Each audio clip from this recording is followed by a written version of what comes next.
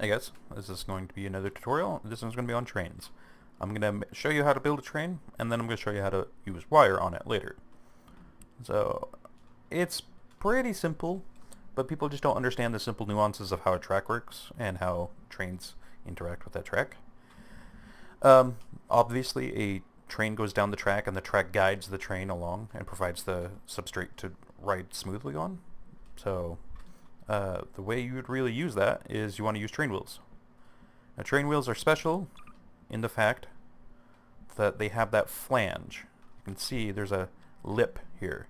And what that does is when it's on the track, this is where people don't realize, it keeps you on the track. So it doesn't want, see how it's like turning as I move it? It doesn't want to fall off the track. So it keeps it from derailing.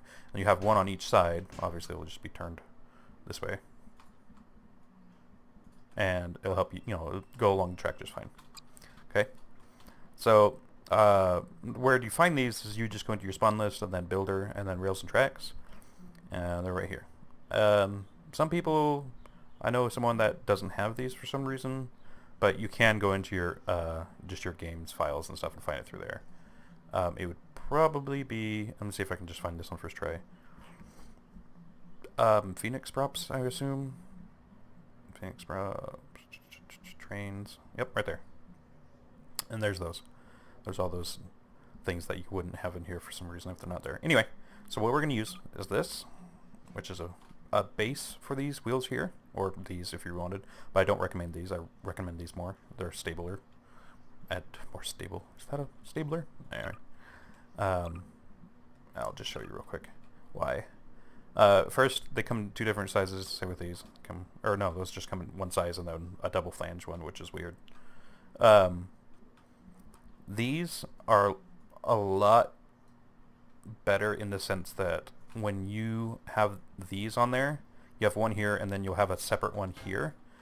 The physics, the way Garry's Mod physics are, if you go around a turn really fast, these can bend kind of like that. If I can do it, they'll bend kind of like that, which can derail you. So I don't recommend these.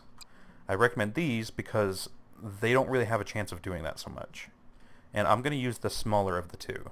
You can use these. I'm sure there's some advantage to them, but I don't use them because your center of gravity really is quite important on a train, and not so much on like cars and stuff, unless it's really super. It's not very wide.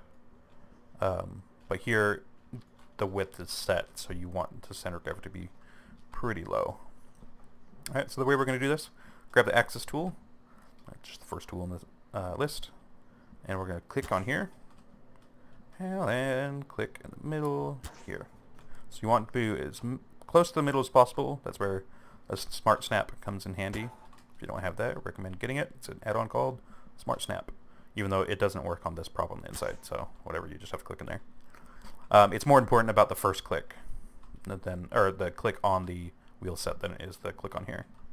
Because if you don't click right in the middle, it'll be like a jalopy and just bounce everywhere as it rolls. Okay, so the wheels are on there. Oop. Let's unfreeze it and plop it on the track. See how simple that was to make a simple little wheel set? And then you're done. Well, not done, but you're done with the hardest part. That's like 9/10 of the train right there. It's just getting the wheels onto a prop. Okay? And so it goes around the turn. Now, I recommend wheels over the slider. Oop. Why are these being weird? Recommend with the wheels over the sliders because sliders don't like turns very well, because the way this is interacting with the turn versus this is it's depending on just friction. Like it moves with just friction. Oop. As it just went off into oblivion. It uses just friction to move around the rails, which in Garry's Mod can do exactly what I just did with my physics gun, but that's a little bit more extreme. You can pop off the rail really pretty easily, just because physics trip out, especially if you're running on a not so great computer or surfer. So I recommend wheels where you roll over the track instead of sliding. But yeah, once you got that, you're good. A couple of things I would change real quick though is if you'll notice, when I place this on the track, you can see it kind of bounces a little bit. And that happens with a lot of things. That's a good way of demonstrating this. I'm pretty sure I went over this in another tutorial, but I just want to show you real quick here why you want to do this, and then it has another reason too. But if you have two objects, and we'll set the weight of one of them to like, oops, I'm at 2,000, not 200. That, and then keep that one the same, and then use, whoops, whoa, weld tool on them. What will happen is this will take more priority over that constraint than this will. So if I take and touch a wall with this, obviously it's going to like, the weld is going to not be able to hold it, but it will be more, it will flex the weld, I guess you'd say, more so because this prop is heavier. So if I was to take this prop and put it on top, you see how that bottom prop just couldn't handle it and it bounced away. But if I do it the other way, this is the heavy one I'm holding, if you lost track there, it's fine.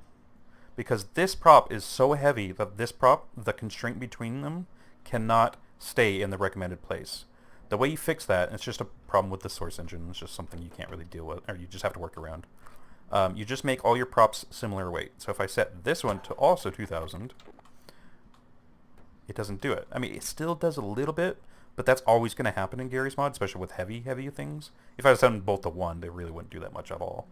But it's the same on either way, so like it doesn't do it as much. So what we want to do here with this train is we want to set all the weight to the same, so it doesn't bounce as much like that. And also we'll keep it more stable, so when you go around turns, you don't derail as easy. So I'm going to set them all to like 200. That sound about right? Yeah, that'd be pretty good. Oh, well, it's reducing the weight here, but that's fine. And then it's going to up the weight on these. And another thing that does is because the center of gravity of this prop here is going to be probably right smack in the middle, because it's a really fairly uniform prop, and that's just kind of how Garry's mod physics really work anyway. And then the center of mass of these are going to be in the middle of them. In total, the center of mass is going to be just barely above these wheel set, or the wheel rods, I don't know what you call them.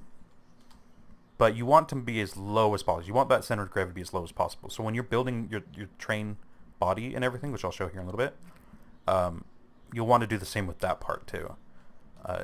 Because if you have one heavy prop right at the top, it raises your center of gravity up, and when you go through a turn, you're going to end up rolling, and your train will derail. Probably, at worst, you'll just completely roll the train over. At best, you'll just derail. Well, at best, you won't derail at all, but that's rare when you have really high center of gravity. So, yep, make it all about the same weight. And then, to get this to move, we're just going to use thrusters. You can, instead of using an axis on these wheels like we did, you can use the motor. And what that'll do is it'll make the wheels turn on that axis based on the parameters that you have, your torque and your buttons you set it to. But they're not that great. I prefer thrusters. It just doesn't seem to work as well if I use motors. I generally don't. Basically, a motor is the exact same thing as a wheel. It's just it sets the prop for you. It's a little easier and faster. Where's the wheel? So that is a motor constraint, but it already has the model selected, and you just click and it adds it. So, but with trains, like I said, I just use thrusters because it's easier to manipulate the train that way, and also you can, again, with center of mass, you can use that to your advantage to keep the train on the tracks. So a lot of people, they put their thrusters back here on this flat piece, and again, that's not really great for center of mass, because your center of mass is probably pretty low. It's probably right there. It might be a little bit lower. There's no way for me to really know. I'm sure there's add-ons to tell you, but it's irrelevant, really. If you place your thruster above your center of gravity, it's going to want to rotate this whole thing forward. So if they're too high and too powerful, you'll end up just flipping your train forward, like I've seen people do. It'll just flip forward and crash, derail, whatnot. So you want your thrusters fairly low, as low to the rails as possible. So I just do this. I go on the inside and just place a few thrusters. I mean, you can really just do this with one, but And there we go. Turn on the thruster and it moves just fine. Okay. So now what we're going to do is we're going to make this... I mean, you could use this. That could be your train right there. That could be your whole train. Just slap a seat on there. Bam! Train. But I'm going to teach you how to make an actual train. Not just a simple single carriage. It's not even a carriage. It's a single set of wheels. So what we're going to do is I'm going to grab this. Grab my duplicator. Oh, you can see I already had it ghosted from another version when I tried recording this earlier. You have two sets. So that would be the front and the back. And if you'd ever look at a picture of a train, they have generally two. Sometimes I think they have three, but it's extremely rare. And sometimes each one of these will have three wheels, so it'll be a third one here. And again, that's a little bit more rare. That's just usually because the train is super heavy or something. But here, this will work just fine. So we'll get two of those, and then just for simplicity's sake and time's sake, whoop, we're going to grab this little prefab model to use for the body, because, you know, it's easy and it's pretty, and everyone always goes, "What is that? Where'd you get that from?" And you're like, "It's part of Garry's mod." And then we're going to grab the axis tool, and I'm not going to use weld, because you'll see here in a moment why you wouldn't want that. So I'm going to axis there, and then axis about right there. Yeah, that's good. And then in here. And there. Okay. Nope. And this actually, that reminds me of the other thing I need to do. I've gone over this in other tutorials.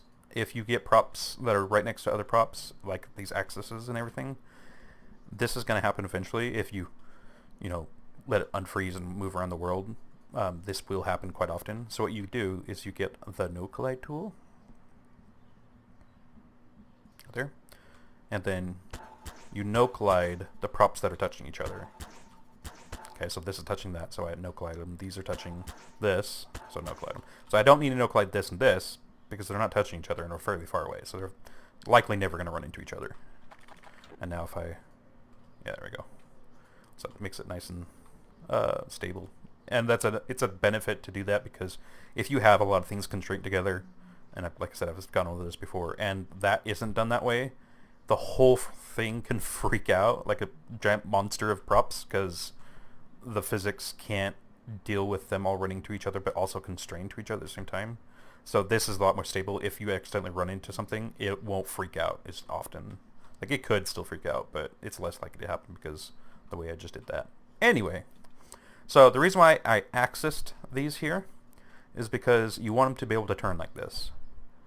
If they weren't able to turn, if they were just to stay straight, just like that, and then you went through a turn, what you're going to do is you're going to bind it up. And I can show you kind of what I mean with just one prop. Oops. So where do I want to go here? I'll go here. If you have one large rod on a turn like this, I can't even see my cursor because of this grass. You end up going through the turn, and you can start to bind. You see that how this is touching, but this is also touching. This is not long enough to really represent the best, but you can bind up your wheels. And yeah, so that's if you have the full length. But if you have these be able to turn, then it turns with the track. These are separate from each other, so they can turn with the track it's moving, and it can negate the turn a lot better. So you want axis in these wheels. And then you can also do another vertical axis with ball sockets to make them also rotate like this direction. I don't know how to represent that unless I have a prop. So you'll have them, they're already turning like this. If you have another axis, you can get them to turn this way. I don't know how well you can see that, but turn like this. So that way when you want to hit a hill or something, if you have your track going up a hill, it'll go up the hill, and the wheels won't freak out and bind in the same sense this will, and you won't it'd be harder for you to high center to when you're going down a hill. So anyway, got that all done, and then I can just unfreeze it. Did I get that right on? Oh man, that would have been cool. Put it on there, and you can probably tell I forgot something. you're probably sitting there going, hey, why is it doing that thing? It's because it's sitting there bouncing like that. It's because the weight is too high. This prop here is 2,000. So I'm going to set that to 200. So it's more, the physics are all equal weight between the two, or all the constraints. So it's a lot stabler. Oops. And then I just broke it by throwing it. I guess I could go over how to rail train a little easier too, going over this. Once you get one wheel set on, freeze it. So it's easier to get the next wheel set on without derailing that one again. Then once you get them both on there, you can unfreeze it. And if you were to chain these along, so if you have multiple carriages, same idea. Start with the front or the back, rail each one, and freeze them as you go. It's a lot easier that way. Otherwise, you'll spend there 20 minutes trying to rail your train. Okay, so that's your train. It's on there. Go forward, backward, and I can show you how it goes through this turn just fine. So you can see those wheel sets. They turn just a little bit, so it doesn't bind up. It negotiates the turn just fine. And there you go. That's the train. And if you want, you can stop there and just enjoy that. But I'm going to take this just a little further. And I'm going to set this up with a wire controllable chair. And I would put the chair right here. And it even has a model for like a chair to be right there. But the only downside to these models, and I don't know why they never fixed it, is this isn't empty in here. This is technically full of prop space. So if I was to try to weld something in here, I'd just be welding the exact same prop. So I'm just going to put the chair in the middle, just for simplicity's sake. You can put the chair anywhere you want. It's just, you have to be able to get to it in order to weld it. I can just show you what I mean here in a second. So if I take this prop and if I disable the collisions and try to put it inside and then freeze it and then try to grab it, I'm not grabbing the prop, I'm grabbing the train. So you see how if I was to try to weld that, I would never be able to click the prop or the wheel, the seat. So, whoops, that's backward. Anyway, so I'm just going to put that seat right in the middle, make it a little easier.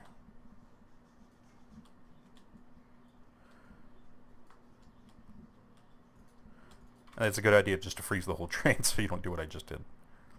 So let's get that. Let's place it right here. We could actually place it right here. Just kind of further forward. Okay. Then we're going to go to a wire. If you don't know anything about wire, or if you're very basics to it, I have a few tutorials to try to explain what wire is and how it works. And I recommend you go and watch those if you are those people before you get to this, because this might go over your head kind of fast. So anyway, we're going to go to wire. We're going to go to vehicle control. We're going to get a pod controller. I'm going to slap it right on the back and then link it. And then we're just going to get the wire tool and wire itself. Oh wait, sorry, I'm forgetting something. We're going to get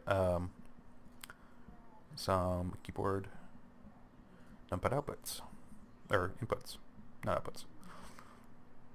No, inputs, outputs, not inputs. I always use inputs because I rarely ever do it this direction. So, yeah. So we're going to have one button for. Let's make this mini or nano. No, let's do mini. We're going to make this two of them, one for forward and one for backward, whatever you have your thruster set to. So if you saw what my thrusters were set to, they were set to 8 for forward, 5 for backward. So I just did the same with these numpads. So 8 for forward, 5 for backward. And it's numpad, so it says key up arrow. And then just grab the wire. And for 5, we're going to wire to S. And for 8, we're going to wire to W. Okay. Oh, I never welded this, did I? That could have been annoying. Okay, now it's welded. Oh my gosh. There you go. So, unfreeze the whole thing, and now if I just get into the chair, and then I'm going to go in third person view by pressing Control, zooming out with my scroll wheel, then I can use W and S to go forward and backward. Bam! A wire controllable train. So now anyone can get in this seat and control your train. And there you go.